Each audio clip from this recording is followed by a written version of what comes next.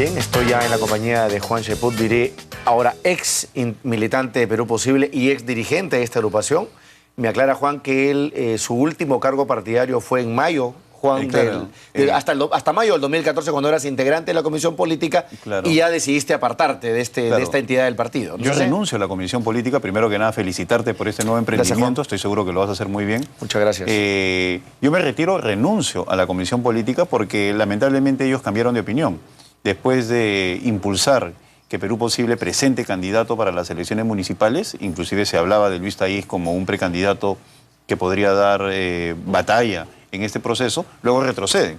Entonces, ante ese cambio de opinión, yo presento mi renuncia a la Comisión Política de Perú Posible. No es que ellos me hayan separado como han intentado deslizar por ahí. Ahora, yo te he seguido muy de cerca, hemos conversado varias veces en este set de muchos temas, incluso tu frustrada eventual postulación a la alcaldía de Lima, que quedó también en evidente y fue manifiesta, pero a ti la opinión pública siempre te ha conocido como una suerte de disidente de la línea oficial. Al final, cuando se te preguntaba por Alejandro Toledo, obviamente te cuidabas mucho en señalar las críticas al líder de tu organización o tu ex organización, pero de que has sido disidente, siempre lo has sido. ¿Cuándo empieza, a tu juicio, esa actitud de mayor disidencia? ¿Con el caso de Coteva? ¿Tú crees que en ese momento se eleva todo? Porque recordemos, hace no mucho Javier Reate, que también se apartó del partido, se apartó de todo cargo a raíz del tema de Coteva, y muchos pensaban que tú ibas a seguir sus pasos. Claro. El parteaguas es el caso de Coteva, indiscutiblemente. Yo siempre he tenido una voz discrepante con algunas posiciones del partido, pero al final me he alineado. Por eso cuando a mí me acusan de infraterno o desleal, verdaderamente me suena a broma, porque la opinión pública sabe perfectamente el papel que he jugado en la defensa de mi partido durante estos 17 años que he tenido de militancia. Inclusive muchas veces se me ha criticado por defender posiciones que eran controversiales ante la opinión pública. Pero cuando sucede lo de Coteva, yo planteo una cuestión que fue mal interpretada por mi partido, que fue que el presidente Alejandro Toledo diera un paso al costado. Así es. No porque dudara de él ni cosa por el estilo, sino por el bien de la organización. Por el bien de la organización. Bueno, todo el mundo lo entendió así. El colectivo político no necesita ni debe contaminarse por la situación que le puede acontecer a cualquiera de sus miembros. Eso siempre y cuando, Juan, una organización tenga la perspectiva de ir más allá de la suerte de su líder. O sea, digamos, si un líder quiere a su organización, quiere a su movimiento, pues para evitarle hacerle daño, se separa por un tiempo hasta que la cosa se aclare. Y él mismo se margina. Y lo hemos visto en casos, en diversos casos. Hemos visto a miembros del Partido Popular Cristiano, miembros del mismo aprismo, en Acción Popular, gente que cuando ha tenido problemas han preferido dar un paso al costado para de esa manera no generar. Pero además voluntariamente, de manera voluntaria, efectivamente. ¿Y qué pasó? O sea, Toledo no lo quiso hacer y imagino que había un grupo, una camarilla que también lo alentaban a no hacerlo. Claro, lamentablemente un grupo de personas pensó que con eso lo que estábamos haciendo es condenar a Alejandro Toledo al ostracismo, a la soledad política y por lo tanto enfrentar este proceso en dificultades, y eso generó una respuesta en contrario de la dirigencia, pero yo... ¿Era toda la comisión política menos tú? No, mira, ahí ha habido una serie de entretelones, ¿no?, que yo me reservo porque no soy un infidente, pero... Mi posición era la posición de un grupo de personas. O sea, no estaba solo, porque yo cuando hablo con varios peruposibilistas me dicen, no, lo que pasa es que Juan está permanentemente resentido, como está relegado, no tiene una participación importante a nivel dirigencial, entonces él habla polería. Eso es lo que yo he escuchado de varios dirigentes. Lo que han intentado deslizar, pero lamentablemente los hechos desmienten la realidad, pues ni estoy relegado, ni he pecado, ni he tenido problemas en términos de presencia política, porque gracias a Dios, al igual que otros políticos, no he tenido necesidad de un cargo para poder plantear mi posición públicamente. Entonces, eso de repente más bien ha generado en ellos algún tipo de escozor. Entonces, lo que sucedió fue que un grupo de personas me pidió a mí que fungiera como de vocero de esta situación. Y luego esas personas... o sea, que defendiera la posición oficial, digamos. No. Me pidieron que... la posición disidente. Del paso al costado. Correcto. ¿No? Y luego esas personas se convierten en mis críticos, ¿no? Entonces, ¿se puede decir qué personas son? No, la verdad es que sería muy cobarde de mi parte decirlo, ¿no? Porque ni estoy en esa situación de empezar a colocar los temas reservados de materia pública. O sea, hay alguien que... son personas que no se atrevían a decirlo internamente y pedían, oye Juan, tú di públicamente que Toledo dio un paso al costado porque esto está mal, lo que corresponde es esto, ¿no? Y luego cambian completamente de opinión. Ok. Entonces, esa situación que yo he visto repetida en una serie de circunstancias me llevó a pensar de que no se puede confiar en algunas personas que lamentablemente no tienen talante político ni la personalidad suficiente como para defender sus posiciones. Gente que cambia permanentemente de opinión según una llamada telefónica o una presión, no debería estar metida en política. Ok. Entonces, eso ha sucedido y me llevó a tomar esta decisión dolorosa para mí porque yo pienso que Perú Posible era un partido que debería recuperar su prestigio, hoy día tan mellado, está posicionado, pero un mal posicionamiento. La gente lamentablemente piensa muy mal en estos momentos de mi partido. Ahora, tú anoche me comentaste que si bien el parteaguas fue Coteva, ya el caso del señor León para ti ha sido, digamos, la gota que rebasó el vaso. Digamos. Por una sencilla razón igual. ¿Por qué razón? No porque se le tenga una animadversión a José León, sino porque el prestigio del partido está atado a la situación circunstancial de sus militantes. Eso es en cualquier partido. Tú personalmente, como tú lo conoces hace buen tiempo, ¿tú confías en la inocencia de León? Yo lo que creo es que él tiene que entender que su separación del partido de motu propio debió haber sido de inmediato para que de esa manera no contamine a Perú Posible. Dilatar este proceso, a pesar de mi sugerencia, generó una situación en la cual Perú Posible se veía como un partido que era muy dócil o muy servil con personas vinculadas al narcotráfico.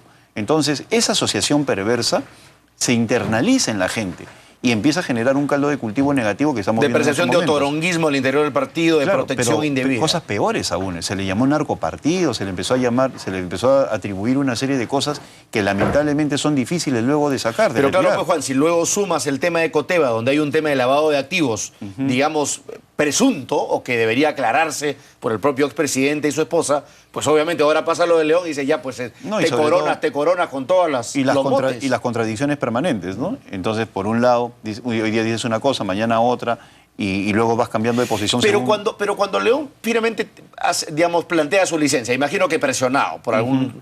¿Quién presiona a León para que plantee la licencia? Porque finalmente él no quería. Fernando Andrade.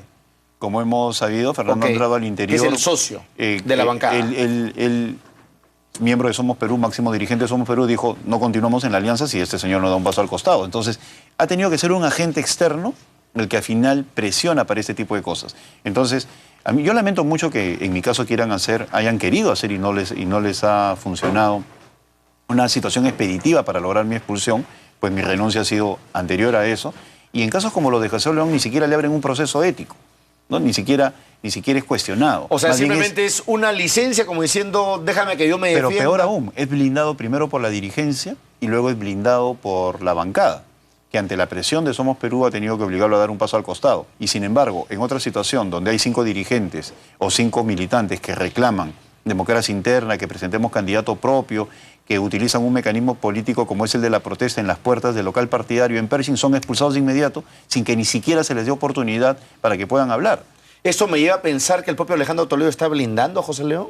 No lo sé, yo no quisiera hacer afirmaciones de esa índole, pues no es mi propósito empezar a hablar mal de del que fue mi partido, pero sí te puedo señalar que están tomando una serie de decisiones desatinadas.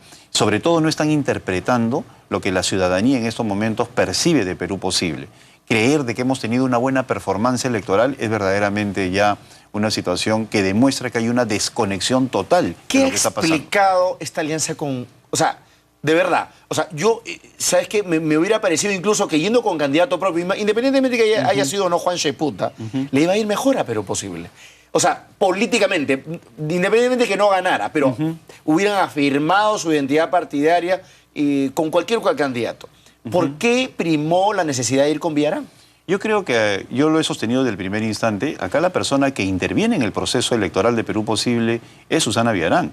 Había un proceso en marcha y se mandan a un par de emisarios para que conversen con Alejandro Toledo y con algunos dirigentes, sabiendo que había un proceso en marcha. Emisarios de la señora Villarán. De la señora Villarán. Por lo tanto, ahí también... ¿Se puede saber quiénes son ellos? Como te digo, no es mi propósito empezar a revelar cosas que he mantenido y voy a seguir manteniendo en reserva porque no corresponde. Pero sí este hecho político no es primera vez que lo digo. Dicho sea de paso, ya lo había dicho antes.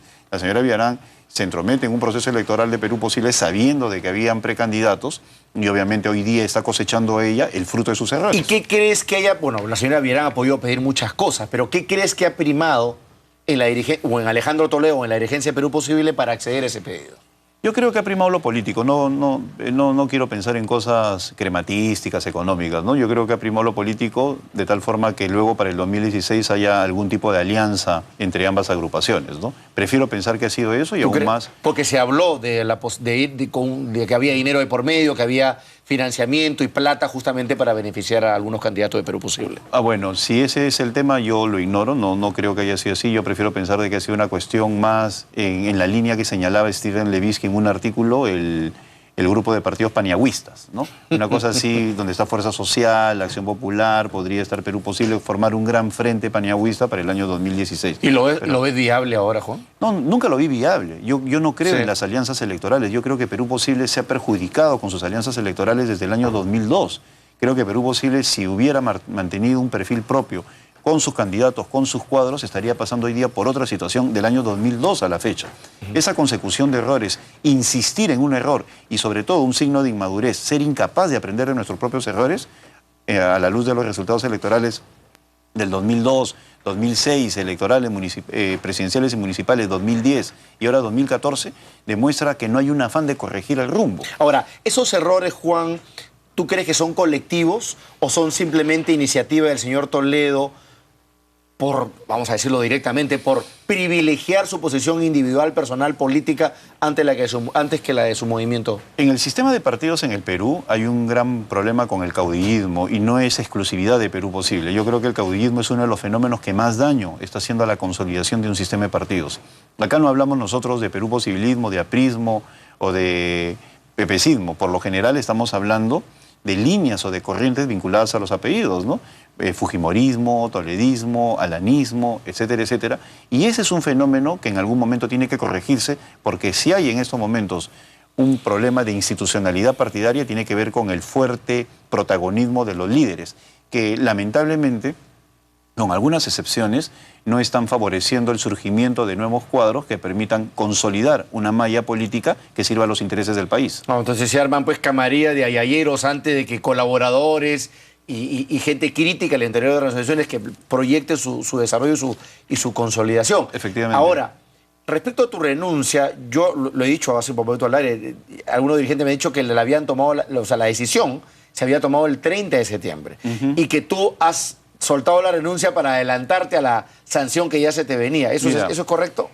Lo están diciendo ellos mismos. ¿Qué significa eso? Entre el 30 de septiembre y hoy, que estamos 8 de octubre, ellos han podido conversar conmigo. Han podido dialogar qué es lo que se hace en términos políticos. O sea, esto era la crónica de una expulsión anunciada. Pero según Thaís, lo acabo de decir también, se te había llamado la atención en varias oportunidades por tus opiniones disidentes y críticas o consideradas desleales. Claro, y yo había hecho los descargos del caso porque mis opiniones... sí habías hecho descargos. Claro, mis opiniones no tenían que ver absolutamente nada con lo que venían haciendo otros dirigentes. El mismo Luis Thaís ha sido desautorizado por miembros de la bancada. ¿Qué más grave puede haber que eso? Y sin embargo no se les dice nada a ellos. En diversas oportunidades el secretario general dice A y la bancada dice B. ¿Y eso por qué? Bueno, porque simplemente están en una línea contraria a él. Y eso que merecería una sanción nunca ha sido sancionado. ¿La bancada en su conjunto es una línea contraria a la de Thaís? Por supuesto, en más de una oportunidad.